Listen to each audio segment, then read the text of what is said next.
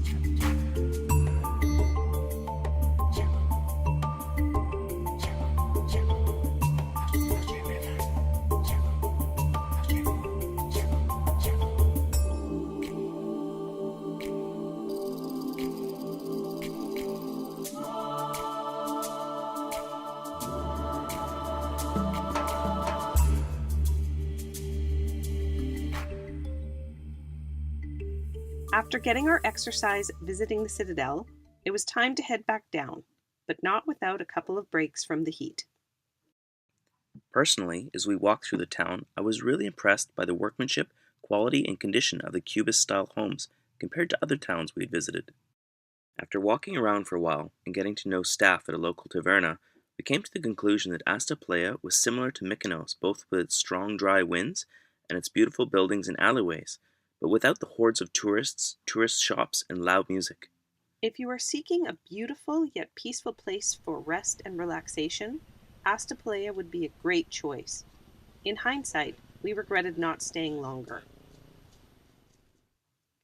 The next day, we had a quiet motor to the island of Tilos, evading the typically strong Meltemi winds that occur during July, August, and September. When we tied up inside the small harbor, we immediately noticed that something was different here. There were many people lingering about in the shade of trees and buildings surrounding the port. The ferry, which calls at Tilos twice a week, visited that night, and the next morning everyone was gone. We came to learn that the people were Syrian refugees that had been illegally smuggled to Tilos from nearby Turkey and had been dropped off along unpopulated areas of the coast. The following morning they would be collected by the Greek Coast Guard, then wait in town for the next ferry to the island of Kos, where they would be processed. The 45-foot sailboat moored in front of us was caught and confiscated for smuggling 60 refugees within its interior. It must have been a horrendous experience for the people inside. On a side note, I have to say I was personally impressed by the Greek ferry crews for how confidently they handle their vessels in tight quarters and how efficiently they offload and take on passengers and vehicles. I think the BC Ferry Corporation in Canada could learn a few things from these professionals.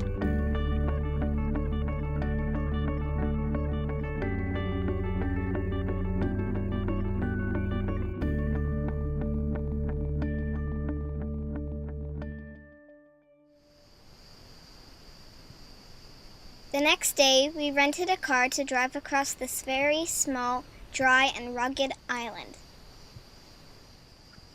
On the other side, we found a remote camping area along the beach. It must be hot during the day in one of those tents. Next time on Element. We visit the island of Rhodos, famous for its Crusades-era castle. We get lost in the maze of narrow streets and alleys of the old town.